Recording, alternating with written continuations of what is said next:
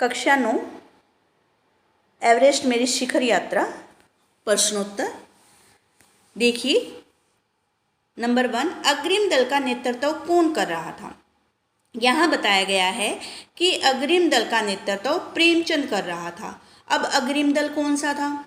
अग्रिम दल देखो, 2 दल बने हुए थे, है ना। एक दल तो पहले चला गया था और एक दल बाद में गया था। जो बाद वाला दल था उसमें बछेंद्री पाल थी। और वो पहले दल क्यों गया था? क्योंकि रहने लायक रास्ता बनाने के लिए, क्योंकि वहाँ पर क्या था, बर्फ़ गिरी हुई थी या पहाड़ पत्थर वगैरह गिरे हुए थे, तो उनको ठीक करने के लिए एक दल पहले चला गया था। तो उस दल का नेतृत्व यानी उस टीम का जो हेड होता है वो कौन था? प्रेमचंद था। दूसरा है, लेखिका को सागरमाथा नाम अच्छा क्यों लगा।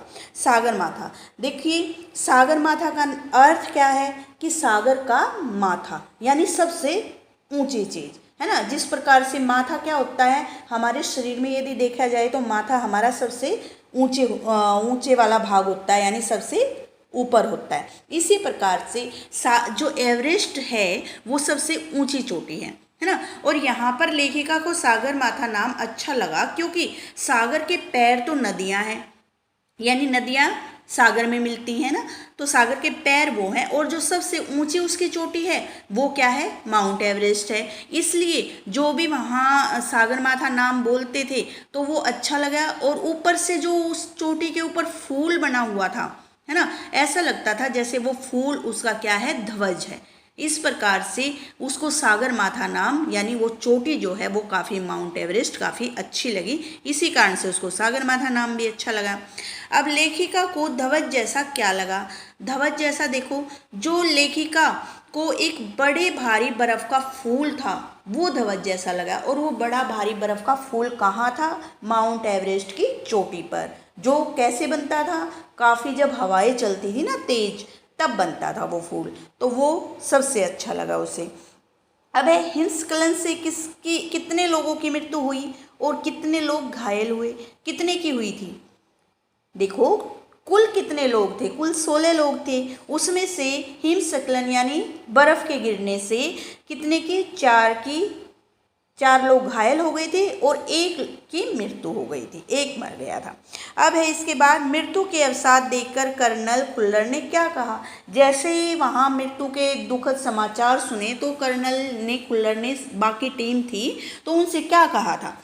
देखो, उनसे कहा था कि मृत्यु के अवसाद देखकर कर्नल खुल्लर ने कहा कि एवरेस्ट जैसे महान अभियान में खतरों को और कभी कभी तो मृत्यु को भी, आदमी को मृत्यु का भी सामना करना पड़ सकता है।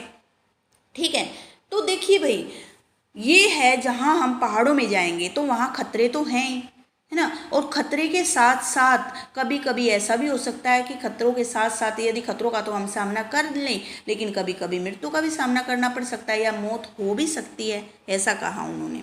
सहायक की मृत्यु कैसे हुई? सहायक की मृत्यु जलवायु के कारण हुई। अनुकूल नहीं थी जलवायु, यानी इस कारण से हुई। यानी हमें, है ना, देखो हमें ज़्यादा गर्मी होती है तो भी हम बीमार हो जाते हैं, सर्दी होती है तो हम बीमार हो जाते हैं, यानी हमें अनुकूल वायु चाहिए होती है, जलवायु। तो वहाँ पहाड़ों पर ज़्यादा सर्दी थी और इस कारण से वहाँ रसोई सहायक की मृत्यु हो गई थी। कैंप 4 कहाँ और कब लगाया गया था? देखो, कैंप 4 29 अप्रैल यानी 29 अप्रैल 1984 यानी 1984 को 7900 मीटर यानी 7900 मीटर पर साउथ कोल में लगाया गया था। अब देखिए आगे, लेखिका ने शेरपा कुली को अपना परिचय किस तरह दिया। शेरपा कुली जो था उसको अपने बारे में क्या बताया। जब शेरपा कुली ने पूछा ना लेखिका से कि आप कौन हो, तो उसने क्या बताया। लेखिका ने शेरपा कुली को अपना परिचय यह कह कर दिया कि वह बिल्कुल ही नौसिखिया है। नौसिखिया यानी नई नई सीखने वाली है। भाई उसे कुछ भी नहीं आता, पहाड़ों पर चढ़ना बिल्कुल भी नहीं आता उसे। उसने ये कहकर अपना परिचय दिया। और एवरेस्ट उसका पहला अभियान है और वो सबसे पहले, मतलब पहली बार वो एवरेस्ट पर चढ़ेगी, है ना। उसे कुछ नहीं आता पहाड़ों पर चढ़ना, ये कहा उसने। लेखिका की सफलता पर कर्नल खुल्लर ने उसे किन शब्दों में बधाई दी। अब ये उस समय का वर्णन है जब लेखिका माउंट एवरेस्ट पर चढ़ चुकी थी। तो उसके साथ कर्नल खुल्लर उसके साथ गए थे ना, तो उन्होंने उसके बधाई दी थी। किस बात में? देखो, लेखिका की सफलता पर बधाई देते हुए कर्नल खुल्लर ने कहा, मैं तुम्हारी इस अनूठी उपलब्धि के लिए तुम्हारे माता पिता को बधाई देना चाहूँगा। देश को तुम पर गर्व है और अब तुम ऐसे संसार में जाओगी जो तुम्हारे अपने पीछे छोड़े हुए संसार से एकदम भिन्न होगा। ठीक है, पहले तो उसने कहा कि मैं तुम्हारी माता पिता को बधाई दूंगा इस बारे में, और फिर उसने कहा कि अब तुम है ना लौटकर जैसे ही माउंट एवरेस्ट से नीचे जाओगी तो ऐसे संसार में जाओगी जो तुम्हारे पहले वाले संसार से बिल्कुल अलग होगा। क्यों होगा?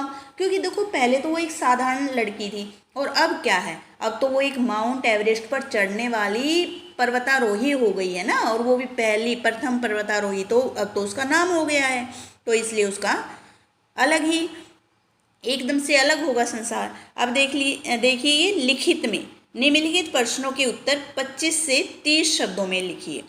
नज़दीक से एवरेस्ट को देखकर लेखिका को कैसा लगा? देखो, जैसे ही पास से उसने एवरेस्ट को देखा ना, जैसे ही वहाँ गई सबसे पहले उसने एवरेस्ट को देखा तो उसे कैसा लगा? देखिए, नज़दीक से एवरेस्ट को देखकर लेखिका भौचक्की रह गई। भौचक्की यानी एकदम से हैरान हो गई, है ना।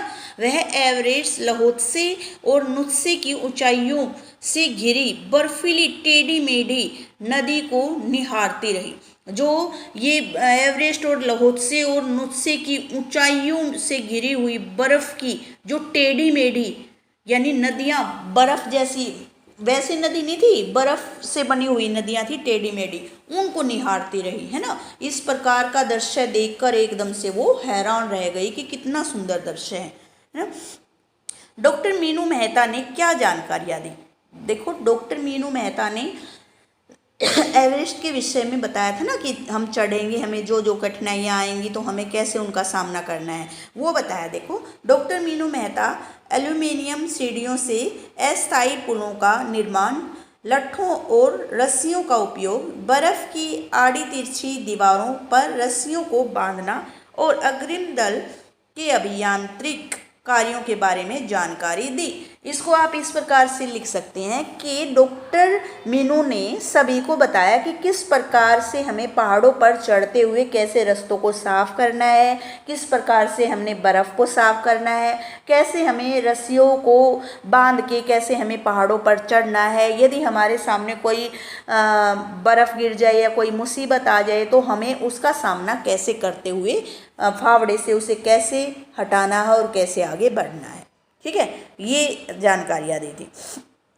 तेंजिंग ने लेखिका की तारीफ में क्या कहा? उन्होंने जैसे ही लेखिका को डराया ना एक प्रकार से कि आप वापस जा सकते हो, लेकिन लेखिका ने जब मना कर दिया तो उसकी तारीफ में क्या कहा था? तेंजिंग ने लेखिका की तारीफ में कहा कि वह एक पर्वतीय लड़की है, उसे तो शिखर पर पहले ही प्रयास में पहुंच जाना चाहिए। यानी वो पर्वत पर चढ़ती रही है और वो तो पहले ही प्रयास में चढ़ जाना चाहिए, यानी वो चढ़ जाएगी और चढ़ भी गई, है ना। लेखिका को किन के साथ चढ़ाई करनी थी? किन के साथ जाना था लेखिका को? देखिए, याद रखना। देखो, लेखिका को अपने दल तथा जय और मीनू के साथ चढ़ाई करनी थी। ठीक है, जय और मीनू याद रखना। और परंतु वे लोग पीछे रह गए थे, उनके पास भारी बोझ था और वे बिना ऑक्सीजन के आ रहे थे। इस कारण उनकी गति कम हो गई थी। उनकी स्थिति देखकर लेखिका चिंतित थी। लेखिका को चिंतित क्यों थी? कि हो सकता है भाई, क्योंकि वे पीछे रह गए, एक तो ये, और दूसरा उन्हें ये लगा कि ये थक गए हैं, हो सकता है ये ऊपर ना जा पाएँ, है ना, ये हमसे पीछे रह जाएं। लेखिका जल्दी जल्दी आगे पहुंच रही थी, सबसे पहले जा रही थी, है ना, ये पीछे रह गए थे और इनको इनके साथ ही चढ़ाई करनी थी। लोब्सांग ने तंबू का रास्ता कैसे साफ किया? लोब्सांग ने अपनी स्विच छुरी की सहायता से तंबू का रास्ता साफ किया। कौन से तंबू का? देखो, जहाँ पर लेखिका जब उस तंबू में थी तो ऊपर से एक बर्फ़ आई थी और वो बर्फ़ तंबू पर गिर गई थी और लेखिका उसमें दब गई थी, है ना। तो लेखिका को है ना छुरी वगैरह से वो तंबू को काट कर निकाला गया था, तो उस तंबू की बात की गई है यहाँ पर, ठीक है।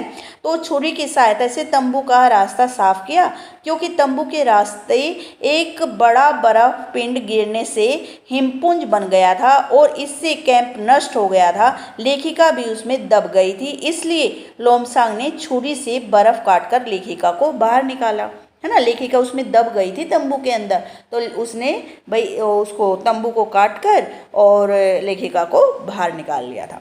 साउथ कोल कैंप पहुंचकर लेखिका ने अगले दिन की महत्वपूर्ण चढ़ाई की तैयारी कैसे शुरू की।